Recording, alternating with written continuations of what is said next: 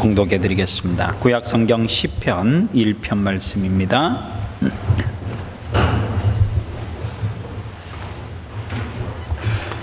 구약 성경 제가 가진 성경은 805페이지입니다. 복 있는 사람은 악인들의 길을 따르지 아니하며 죄인들의 길에 서지 아니하며 오만한 자들의 자리에 앉지 아니하고 오직 여호와의 율법을 즐거워하여 그 율법을 주야로 묵상하는 도다. 그가 시냇가에 심은 나무가 철을 따라 열매를 맺으며 그 잎사귀가 마르지 아니함 같으니 그가 하는 모든 일이 다 형통하리로다. 악인들은 그렇지 아니하며 오직 바람에 나는 겨와 같도다. 그러므로 악인들은 심판을 견디지 못하며 죄인들의 의인들의 모임에 들지 못하리로다. 무릇 의인들의 길은 여호와께서 인정하시나 악인들의 길은 망하리로다. 아멘. 옆에 사람에게 인사하겠습니다. 옆에 사람을 보세요. 의인인지 악인인지 보시고 당신은 악인입니다 이렇게 인사하셔도 되고요, 의인 같으면 당신은 의인입니다 이렇게 인사하는 겁니다. 시작. 당신은 악인입니다. 당신은 의인입니다.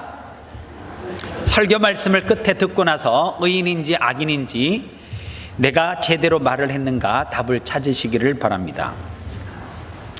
공부 못하는 사람이 특징이 있죠. 전체 내용을 파악하지 못하는 단점이 있습니다. 그래서 수학을 공부하면 집합에다 밑줄 긋고 집합에서 고민을 하다 다 집합시키고 끝내버려요. 오늘 시편 1편은 시편이 1편에서부터 150편까지 있는데 시편의 전체의 말씀이 무슨 내용으로 되어져 있는지를 말씀하는 엑기스가 이 1편 말씀에 들어있습니다. 그래서 시편 150편 전체의 서론이기도 하고 그 다음에 핵심 내용이기도 하고 그리고 이 1편 말씀에 150편의 결론의 말씀이 숨어 있어요. 그래서 시편을 공부 잘하기를 원하면 오늘 설교 졸지 마시고 잘 들으시면 시편 1편부터 150편의 말씀이 무슨 내용인지 쉽게 이해할 수가 있습니다. 시편 1편은 우리 인생길 앞에 두 갈래의 길이 있다라고 이야기를 합니다. 하나는 오늘 설교 제목처럼 의인의 길이고 또 하나는 악인의 길이다 이렇게 이야기하는 거예요. 그런데 이 두 갈래 길 가운데 하나를 너희가 선택해라. 그런데 잘 선택하라는 거예요. 왜냐하면 그 길 끝에는 너희들의 즉 끝, 세상 사람들이 말하는 운명이 완전히 달라지기 때문이다 그렇게 이야기해요. 그래서 이 시편 1편의 결론이 뭐냐면 시편 전체의 결론이 같은 내용이에요. 대저 의인의 길은 여호와께서 인정하시나 악인의 길은 망한다 그렇게 쓰여져 있어요. 공부 잘했던 사람은 고등학교 때 시도 잘 생각이 나요. 로버트 프로스트라고 하는 사람이 쓴 가지 않는 길에 보면 이런 내용이 있어요. 숲속에 두 갈래의 길이 있습니다. 나는 사람들이 가지 않는 길을 선택하였습니다. 그리하여 모든 것이 달라졌습니다. 아마도 이 로버트 프로스트라고 하는 사람은 성경을 조금 보신 분 같아요. 성경 말씀에 보면 마태복음 7장 13절로 14절에 보면 좁은 문으로 들어가라. 멸망으로 인도하는 문은 크고 그 길이 넓어 그리로 들어가는 자가 많지 않고 생명으로 인도하는 문은 좁고 길이 협착하여 찾는 이가 적음이라 이렇게 되어져 있어요. 복 있는 사람들이 선택하는 길 그리고 좁은 문으로 들어가는 사람, 이 사람들이 곧 생명의 문으로 들어가는 사람이고 복 있는 사람이다 성경은 이렇게 이야기해요. 그래서 성경은 보면 의인과 죄인을 대비시켜요. 두 사람의 갈등이 여기에 있는 거예요. 어느 길이 의인의 길이고 어느 길이 죄인의 길인지를 명확하게 몰라요. 그래서 시편 1편에 보면 의인의 길 이렇게 이야기하면 의인이 다 잘 되는 것 같은데 현실은 의롭게 살면 잘 안 되는 일들이 많이 있어요. 그래서 옆에 사람을 보고 저 사람이 죄인인지 의인인지 아니면 죄인인지 악한 사람인지 구분이 잘 안 가요. 옆에 사람 다시 한번 보세요. 악하게 생겼나 선하게 생겼나? 참 악하게 생겼죠. 그런데 선할 수 있어요. 옆에 사람을 보여 너무너무 선한데 그 속에 악한 모습이 있을 수 있어요. 그래서 우리가 옆에 있는 사람을 보고 오늘 실수로 옆에 앉았는데 당신은 악인입니다 그러면 기분 나쁘잖아요. 그런데 또 당신은 의인입니다 이렇게 말하기도 좀 곤란해요. 왜요? 그 사람을 잘 모르기 때문에요.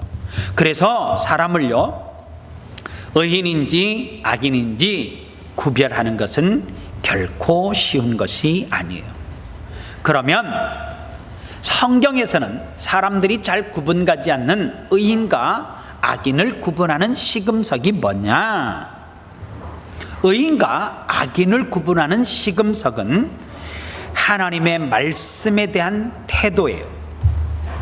한마디로 의인은 어떤 사람인가? 2절에 오직 여호와의 율법을 즐거워하여 그 율법을 주야로 묵상하는 자가 의인이다 이 말이에요.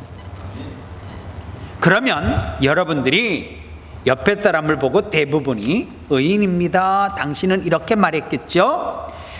옆에 사람에게 다시 한번 물어보셔야 돼요. 당신은 이번 주 내내 여호와의 율법을 말씀을 즐거워해서 주야로 묵상하셨어요? 물어봐요.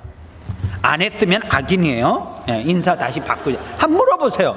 이 2절의 말씀을 가지고 그대로 권사님 이번 주 한 주간 동안 여호와의 말씀을 즐거워하고 그 율법을 주야로 묵상 안 했으면 옆에 있는 분들은 정말 악인입니다.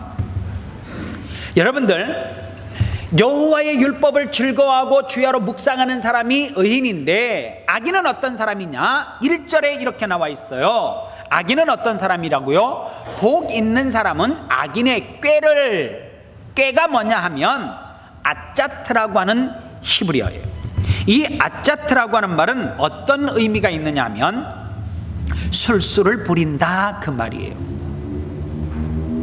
밤낮 어떻게 하면 저 인간을 속일까? 이게 꾀예요. 아짜트예요. 그리고 어떻게 하면 내가 수단과 방법을 가리지 않고 목표에 도달할까? 이것이 아짜트예요. 매일매일 악한 사람의 특징이 뭐예요? 이 사람이 그 자리에 적합하지 않아요. 그런데 팔이 안으로 굽어요. 그래서 출신을 중요시 여겨요. 가문을 중요시 여겨요. 학교를 중요시 여겨요. 지역을 중요시 여겨요. 그게 뭐예요? 자꾸만 머리를 짜내는 거. 그게 악한 거예요. 최근에 악한 사람 한 사람 나왔죠. 헌법사상 초유의 사건이 벌어졌어요. 검사장이 구속되는. 그게 뭐예요? 머리에 꾀를 아짜트를 짜내니까 뭐예요? 그게 악한 거예요. 그게 악인이란 말이에요. 여러분, 복 있는 사람은 악인의 꾀를 쫓지 아니한다.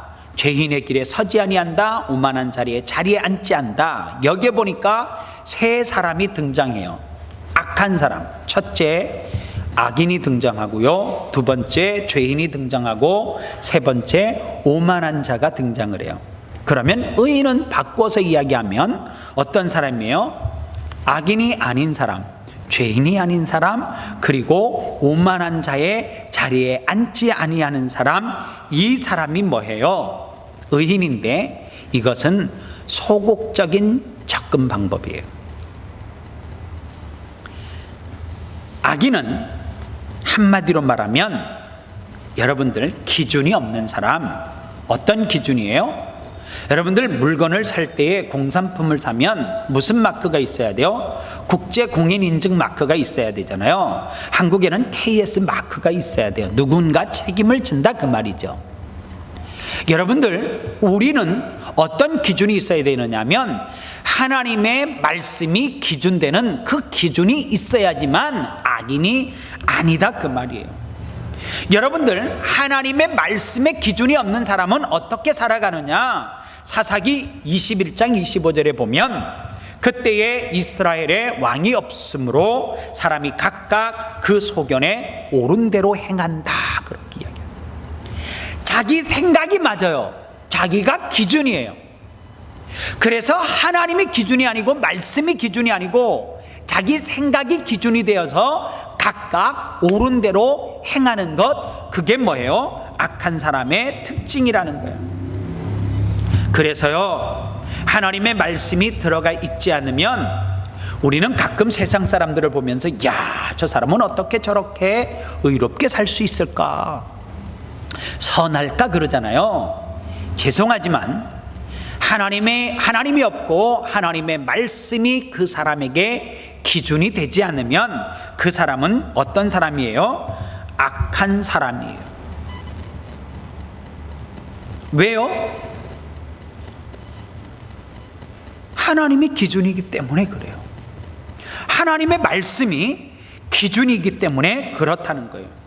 그래서 여러분들, 일전에 제가 한번 이야기했던 것 같아요. 성경, 즉 정경을 뭐라고 이야기하냐면 캐논, 이렇게 이야기하는 거예요. 전자제품 써보셨죠? 그게 무슨 뜻이냐면 기준이에요. 기준이 뭐냐? 아모스 성경에서는 다림줄로 표현을 해요. 다림줄은 어디에서 쓰는 거예요? 노동의 현장에서 줄에다가 줄을 딱 매달아 달아서 위에서 딱 줄을 띄우는 거, 그게 기준이에요. 우리의 기준이 뭐라고요? 하나님이고 곧 하나님의 말씀이 우리 삶의 기준이 되어져야 된다, 그 말이에요. 그래서요, 이 기준은 무슨 말로 또 표현할 수 있느냐면, 다림줄은 이 히브리어로 카타하, 헬라어로는 하마르티아, 이렇게 표현하는데 이 말이 뭐냐면 화살이 관역을 빗나갔다, 이런 의미예요. 뭐가 부족하면, 없으면, 기준이 없으면 우리의 인생이 아무리 목표를 잡고 가도 화살을 간역을 중심으로 해서 땡겼어요. 그런데요, 계속해서 화살이 관역으로부터 빗나가는 거예요. 누가 없으면, 하나님이 없으면, 기준이 없으면 그 말이에요. 그래서 여러분들, 우리 기성세대들이, 부모님들이 기준 잘 잡으셔야 돼요. 무슨 기준을 잘 잡아야 되느냐? 하나님의 기준을 잘 잡아야 돼요. 여러분들, 왜 자녀들이 성장하고 좋은 직업을 갖고 그리고 좋은 자리에 갔는데 왜 암흑의 검사장이 간역이 살아가면서 빗나가는 줄 아십니까? 하나님의 말씀인 하나님이 기준이 되지 않으니까 그 자리에 가니까 간역이 점점 쏠수록 뭐에 치우치는 거예요? 욕망에. 뭐예요? 물질에. 그러니까 계속해서 화살이 빗나간다, 그 말이에요. 오늘 그렇기 때문에 여러분들 정말 기준 잘 잡으셔야 돼요. 무슨 기준을 잡으셔야 돼요? 내가 먼저 하나님의 말씀이 기준이 돼야 돼요. 그래서 여러분들, 하나님의 말씀을 있잖아요, 묵상한다라고 하는 말은 다른 의미가 아니에요. 주야로 하나님의 말씀을 끊임없이 생각하라, 그 말이에요. 오늘 그런 사람은 어떻게 살아가느냐? 매트 박스라고 하는 사람이 이런 이야기를 했어요. 사람이 게을러지지 않는 방법이 있다. 게을러지지 않는 방법이 있는데 그 방법이 뭐냐? 스스로 묻고 대답하기를, 게으름에 대한 처방은 부지런해야 한다는 결심이 아니라 게으름에 대한 처방은 사람 안에 있는 불꽃을 발견하는 것이다. 저는 이 말씀에 100% 동의해요.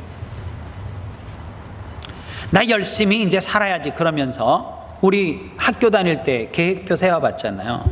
방학 딱 되면 동그라미 그리고 가운데 정점을 해서 하살표를 긋고 가운 밖에는 시간 1시, 2시, 12시에 놓고 보통 이렇게 세우잖아요. 아침에 일어나면 운동, 그리고 아침 먹고 공부, 그리고 잠깐 휴식을 길게 잡아야 되는데 꼭 10분 잡아요. 그 어디 학교에서 많이 했던 그 행위대로. 그리고 다시 또 뭐예요? 예습. 또 다시 어떻게 해요? 잠깐 휴식하고 그리고 점심 먹어요.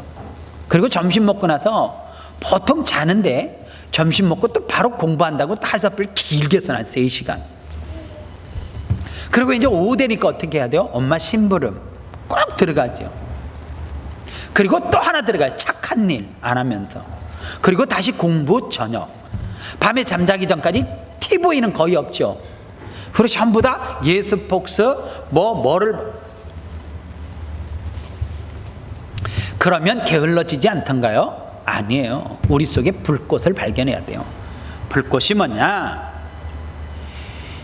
예레미야 선지자는 이 불꽃에 대해서 이렇게 말했습니다. 예레미야 20장 9절에 보면 내가 다시는 여호와를 선포하지 아니하며 그 이름으로 말하지 아니하리라 하면 나의 중심에 불 붙는 것 같아서 골수에 사무치니 답답하여 견딜 수가 없다. 이렇게 이야기. 불꽃이 어떻게 일어나는 줄 아세요? 말씀을 묵상할 때요. 하나님이 내 삶의 중심에 딱 있을 때에 불꽃이 일어난다는 거예요.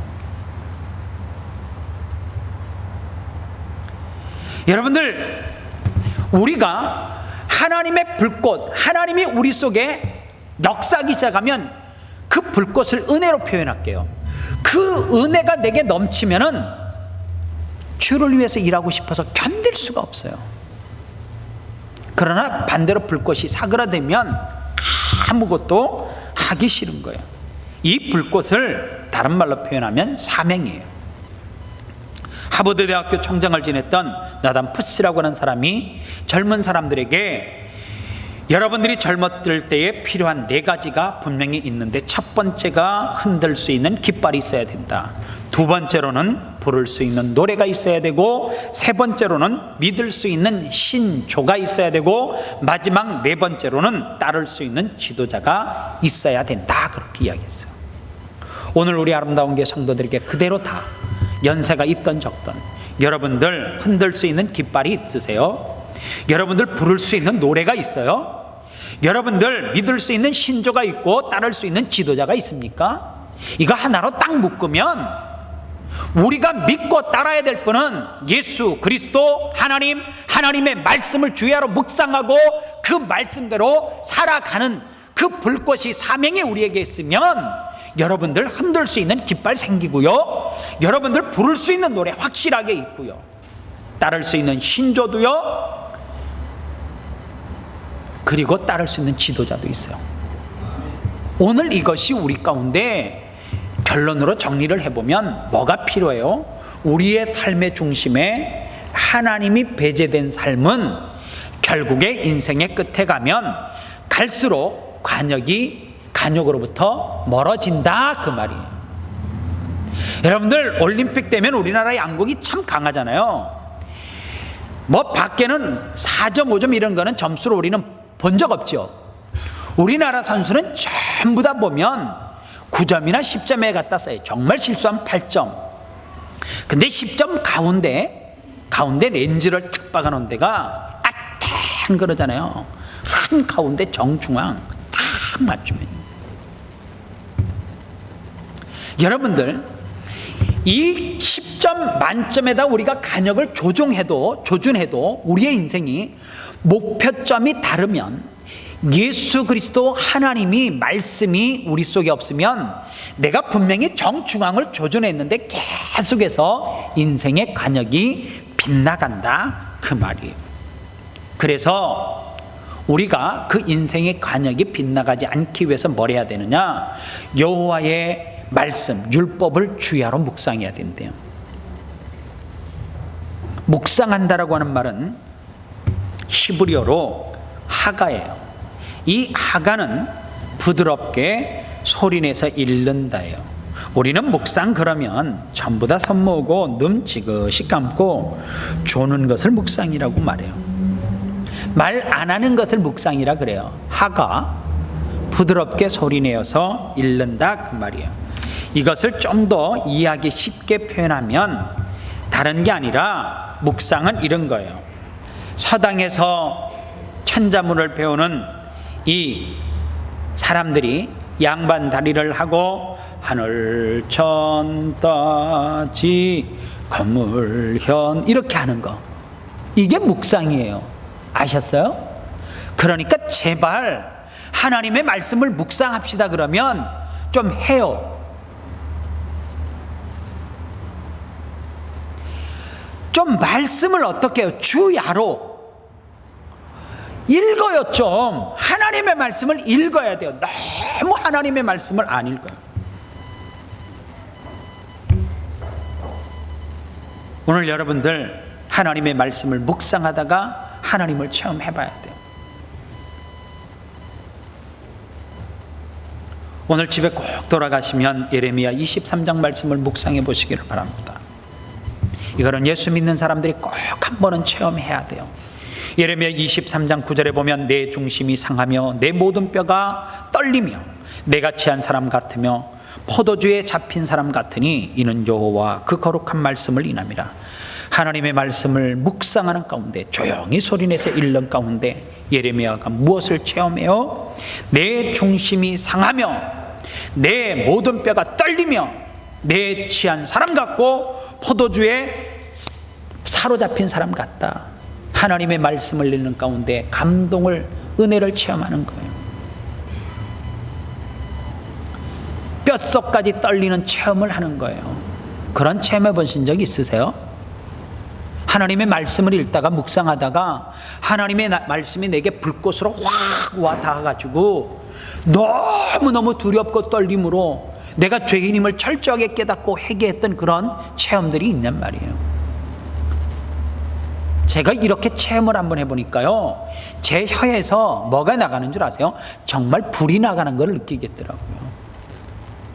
일전에 한국에서 청년부들을 데리고 5박 6일 동안 신구약 전체를 통독하기 위해서 수련을 간 적이 있어요.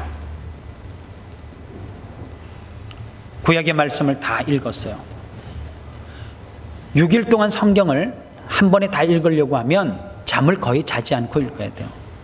첫날 견딜만 해요. 둘째 날 견딜만 해요.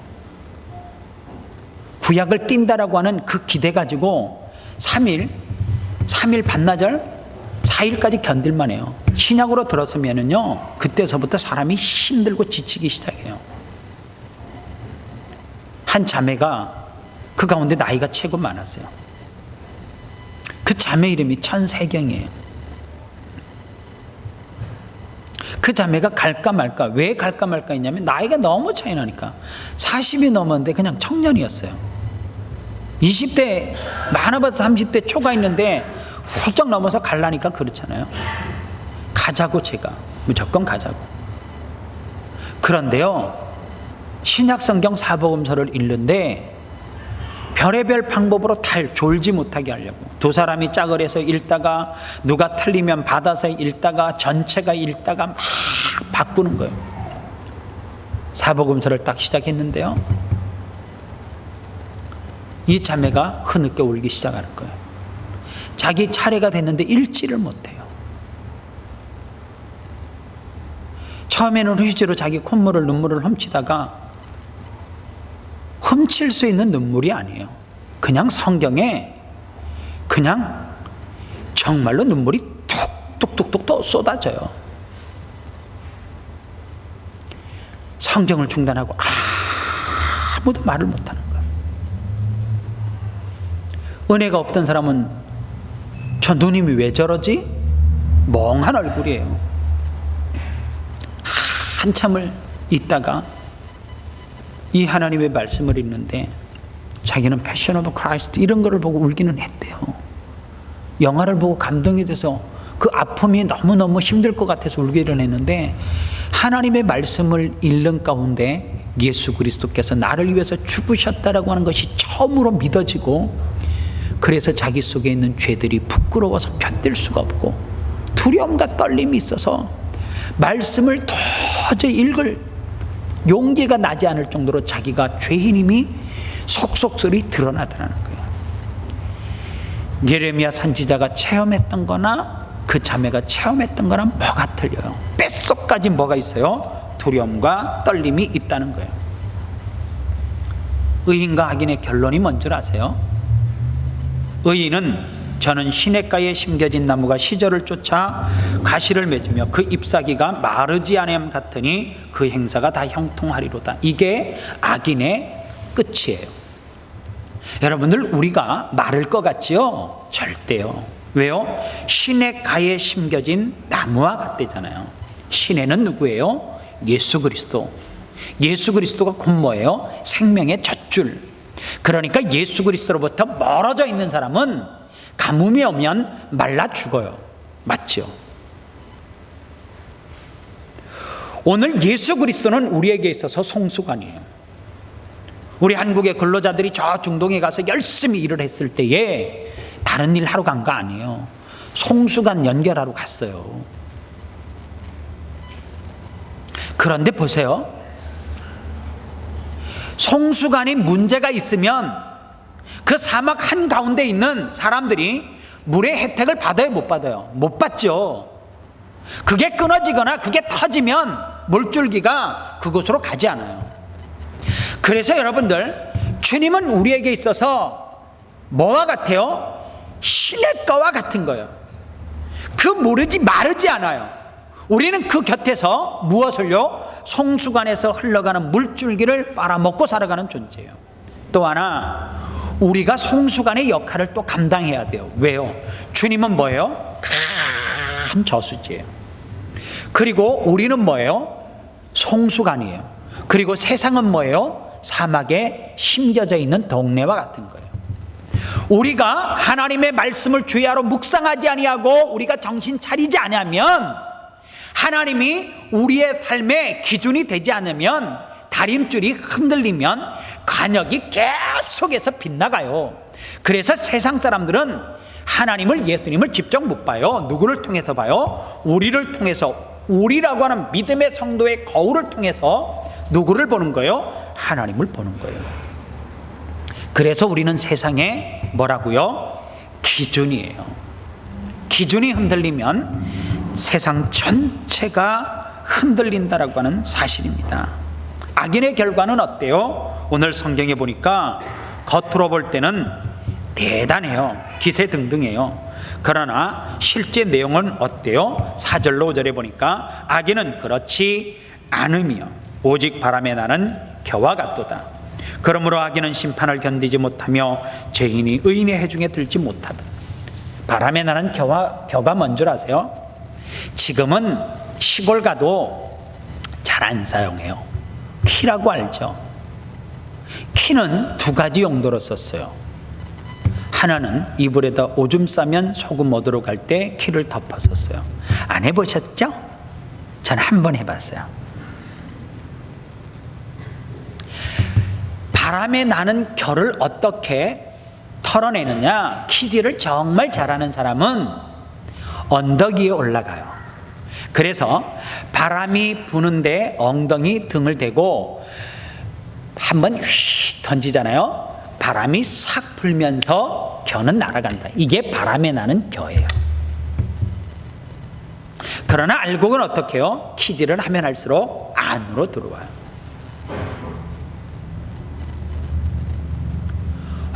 오직 악인은 바람에 나는 겨와 같다, 그렇게 성경을 이야기해요. 그래서 여러분들, 내가 바람에 나는 겨가 되지 아니하고 악인이 되지 않으려고 하면 어떻게 살아가야 되느냐? 여러분들, 하나님의 말씀을 제발 주야로 묵상하십시오. 여러분들 성경 읽으라 그러면 왜 그렇게 성경 안 읽으세요? 솔직히 뭘 얼마나 대단하게 알아서요. 성경 말씀 다 아십니까? 어느 날 이단이 나타나서 한판 붙읍시다 그러면 이길 자신 있는 사람 손 들어봐요. 뭘로 이길 수 있는데요? 그들만큼 성경 말씀을 암송하기를 해요, 읽기를 해요, 미치기를 했어요. 제가 요즘 드는 생각이 그거예요. 우리가 가짜고 걔네들이 진짜 같아요. 내가 하나님 입장에서 한번 생각해 봤어요. 예수님 입장에서. 걔네들은 옥수 같은 애들을 잘못 만나서 그렇지, 이장을 잘못 만나서 그렇지. 이제 물어볼게요. 저 앞에 다락방이 있대잖아요. 다락방이 뭐가 이단인 줄 아는 사람 솔직히 손 들어봐요. 신학과 교리와 성경에 뭐가 잘못됐는지 나도 잘 몰라요. 알아요? 구원파가 뭐가 잘못됐어요? 아는 분 손 들어봐요. 구원파가 이래서 잘못됐어요? 기존 교회 가갖고 교인들 뺏어갔어요? 우리는 안 뺏어와요? 어느 목사가 신도시에다 교회 세우면 왜 그 다음날 교회 세웠는데 1000명 모여요? 그 어느 사람들이에요? 안 믿는다는 사람이 1000명 갔어요? 믿는 사람이 그 사람 따라서 간 거지? 그거나 신천지가 큰 교회 앞에 가갖고 딱 보면 알지 저게 진짠지 가짠지 딱 보면 몰라요? 아 저거 시원찮은데 신앙이? 걸음걸이만 봐도 알겠다. 늦게 오는 사람, 마침에 일찍 가는 사람 딱 보고 있대. 저거 가짜죠. 저게요, 우리는 그런 열심이라도 있어요? 걔네들처럼 성경을 암송하고 밤마다 배우면 배우기를 해요? 뭐를 해요? 우리는 그저 1단이죠. 1단. 뭘 알아요? 1단인지 뭔지. 2단이 뭔지 알고 3단이 뭔 줄 알아요? 지금 이런 사람이 있어요? 내가 예수다고 나를 믿으면 구원받는. 지금은요 선명이 같은 사람은 없어요. 지금은 다 있잖아요. 성경을 자기가 미쳐서 조금 잘못 해석한 거지. 가서 그러면 어떡할 거예요? 저 사실 그 사람이 정말 다른 사람은 그거 못 풀어줬거든요. 그냥 다른 사람은 그냥 덮고 넘어가라 그랬을 때 그 목사는요 그거를 풀어가지고 그게 진짜인 줄 알고 내가 여기에서 물질 바치고 헌신하고 충성했는데, 하나님 너무 아시지 않습니까? 그럼 여러분들은 뭐라 그럴 거예요? 그냥 알지도 못하고 줄 대충 잘 서갖고 그럴 거예요? 여러분들은 이단보다 난 게 뭐가 있어요? 난 게. 교회를 열심히 와요. 하나님 앞에 물질을 잘 심어요. 선한 일을 많이 해요. 전도를 많이 해요. 뭐가 나요? 뭐가 나서 1단이고 뭐가 잘못돼서 2단이고 3단이에요? 없어요. 냉철하게 따지면 여러분들이 주님 앞에 섰을 때 나 1단이었고 나 하나님 앞에 나 이런 사람이라고 내세울 것 있으면 와봐요. 주님 저 신앙생활 잘했는데요. 뭘 잘했어? 저 그래도 주일 성수 잘하고요. 새벽 예배 잘하는 사람 딱 네 얘보다 잘했나 비교해봐. 찍소리 못하죠. 주님 저 잘했습니다. 뭘 잘했어요? 저 11조 했습니다. 전 재산을 갖다 붙이는 사람, 재산을 하나님 앞에 갖다 낸 2단을 딱 대. 근데 얘보다 많이 했냐? 얘는 성경에 애비와 남편과 자식과 전토를 벌이고 날 따랐다. 얘는. 근데 얘는 조금 잘못, 그 리더를 잘못 만나 그렇지. 내가 볼 때 얘가 더 열심히 했고, 니는 뭐였냐? 재산 다 꼬불쳐놓고 네 자식에게 주지 말라는 재산 다 넘겨주고 주를 위해서 힘을 하니까 입 꾹 다물고 있고, 감동 하나 받으려면 감동 거절입니다. 거절입니다. 뭐가 나요? 낫기는. 제가 오늘 2단 같은 설교하죠. 이게 2단이지 뭐예요? 2단 목사지. 근데 제가 지금 성경에서 벗어난 이야기 했어요? 아니요. 2단은요 열일 제쳐놓고 전도하러 다녀요. 2단이 여러분들 50평생 무교로 있는 사람은 그 전도하기 쉽지 않아요. 그죠? 아니요? 그래도 잘 속는 사람이 누구예요? 1단인데 아무 지식도 없고 아는 척하는 사람. 최고 요거 밥이지 밥. 그 딱 사랑의 교회 옆에 있다가 아름다운 교회 옆에 있다가 저거 딱 2단과 싸워서 말씀으로 이길 수 있는 사람 손들어 봐요. 아니 진짜 손들어 봐요. 자신 있으면.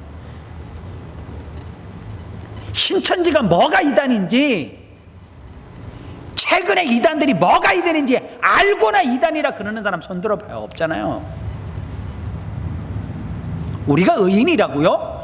의인은 하나님의 말씀을 주야로 묵상하는 자예요. 성경을 일주일에 단 한 번도 안 보는데 우리가 무슨 의인이고, 그냥 아름다운 교회 장로교회 와서 우리는 의인이고, 아름다운 교회 장로교회 와서 나는 1단 아니 2단 아니라서 구원받고 전도 하나도 안 해도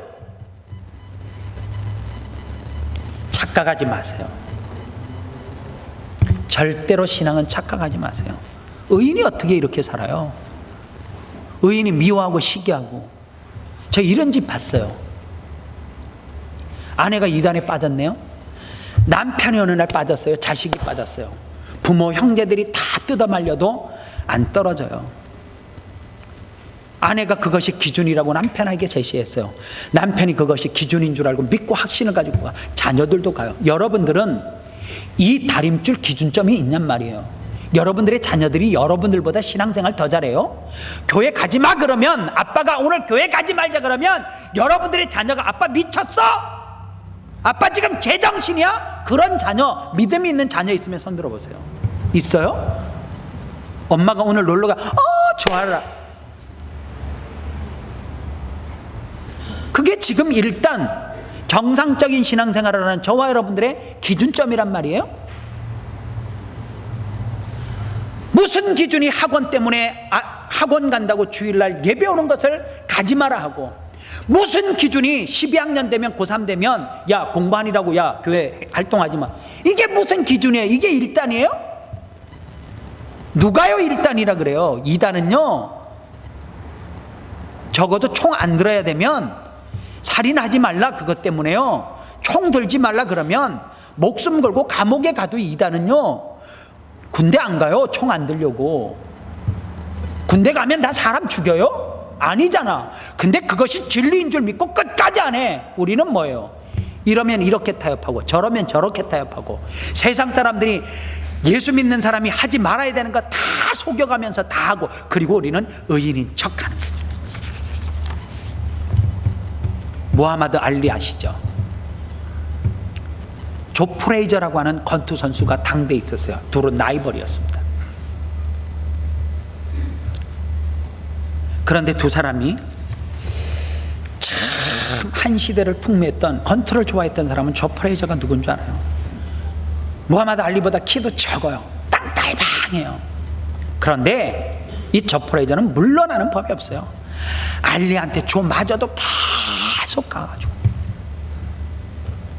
그냥 맞으면 또 들어가, 또 들어가. 그냥 옛날에는 15회전까지 하는 죽기 살기로 들어가요.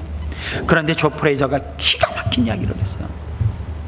챔피언은 링에서 되는 것이 아니라 다만 링 위에서 인정받을 뿐이다 그랬어요. 이것을 우리의 신앙으로 그대로 한번 적용시켜 볼까요? 챔피언은 링에서 되는 것이 아니에요. 링 아래에서 얼마만큼 그가 훈련을 많이 했느냐, 상대를 파악하고 분석했느냐, 끊임없이 그 선수를 이기기 위해서 그 선수보다 2배, 3배 훈련을 했으면 그 선수는 링에 올라가서 다만 인정받을 뿐이에요.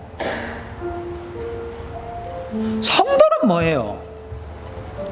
그냥 이 상태로 신앙생활하면 주일날 한 번 와갖고 하나님 저 왔어요? 잠깐 비치고 가고,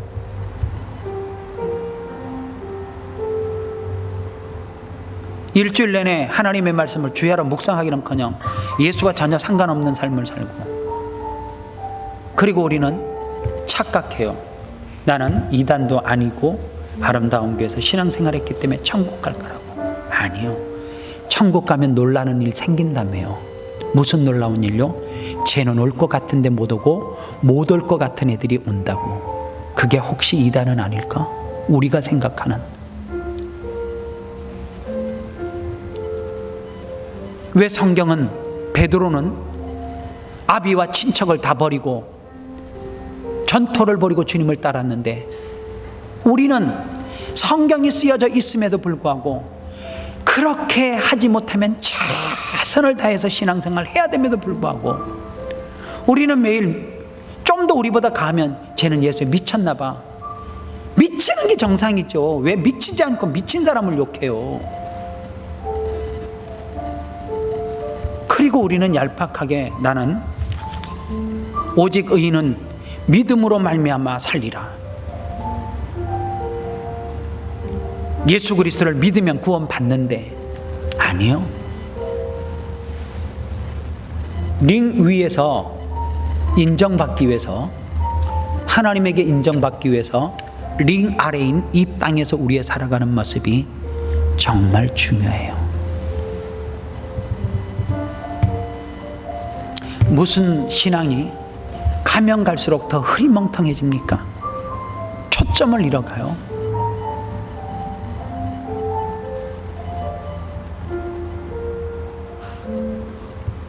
저는 2단 교회 가갖고 예배를 처음서부터 끝까지 몇 년 드려본 경험이 없어요. 그런데요,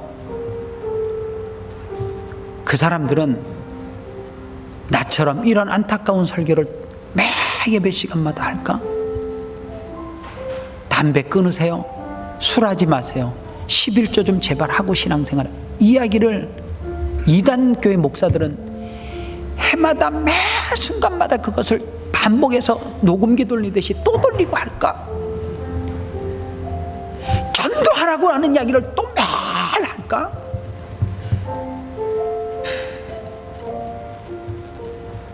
우리가 뭘로 봐서 하나님 앞에 떳떳하고 당당할 수 있냔 말이에요. 무덤 속의 세상을 움직이는 7인이라고 하는 책이 있어요. 사람은 무덤 속에서도 세상을 움직일 수 있대요. 말씀대로 살았던 사람 결코 무덤에 갇히지 않습니다. 몸은 묻힐지 모르지만 그가 살아가며 붙들었던 하나님의 말씀은 묻히지 않습니다. 우리는 지금도 요셉에 대한 이야기를 하고 베드로에 대한 이야기와 야고보, 요한에 대한 이야기를 해요. 스데반의 순교를 이야기해요. 그들은 무덤 속에 묻혔어요. 그러나 그들 속에 있었던 살아계신 하나님의 말씀은 그 무덤 속에 육신과 함께 묻힐 수 없었기에 오늘도 우리는 끊임없이 모세를 이야기하고 여호수아와 갈렙을 이야기하고 야곱과 이삭의 이야기를 하고 아브라함의 믿음을 이야기하고 노아의 구원의 방주를 이야기하고요, 이사야 선지자를 이야기하고 눈물의 선지자 예레미야를 지금도 우리는 이야기하고 있단 말이에요.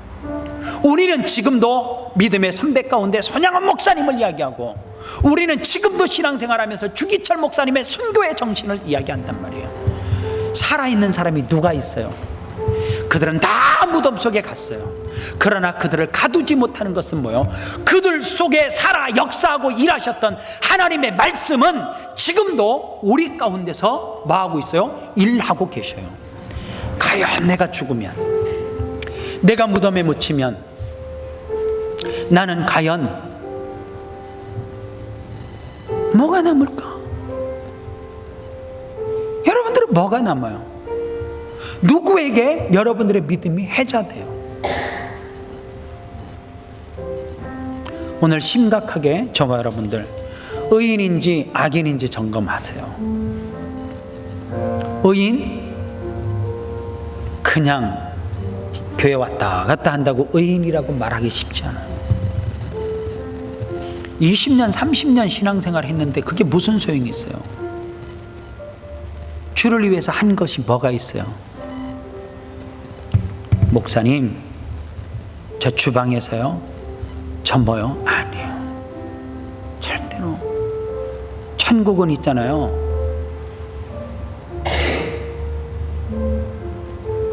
하나님께서 상급 줄 때 제가 볼 때는 절대 평가 아닌 것 같아. 커트라인 넘으면 똑같이 아닌 것 같아. 상급이 달라. 그 말은 뭐예요? 천국이라고 하는 링에서 인정받기 이전에 링 아래서 얼마만큼 주를 위해서 살았느냐의 결과물을 가지고 여러분들 반드시 평가받아요. 그거 믿으시면 신앙생활 정말 정신 차려 사십시오. 이단처럼 살라라고 하는 말 아니에요. 그러나 그런 열정이 왜 내게 없는지, 내가 가짜는 아는지, 정말로 내 속에 하나님이 불꽃이, 사명이 내 속에 불붙으면, 활활 타면, 여러분들 생각해 보세요. 여기서 산불이 났어요? 방송에서 나와요. 능선 너머 저 산에서도 불이 동시에 붙었어요. 뭐 때문에? 불꽃이 바람을 타고 튀어서 사방으로 붙이잖아요. 우리에게 뭐가 없어요? 불꽃이 없으니까, 우리 속에 불이 없으니까, 말씀에 불이 없으니까, 우리가 다 꺼져 있으니까 어디 불을 옮길 수 있어요? 여러분들 주일 예배하는 거 제발 좀 이제 이 정도 됐으면 타협 좀 하지 마세요. 할 걸 해야죠. 할 거를.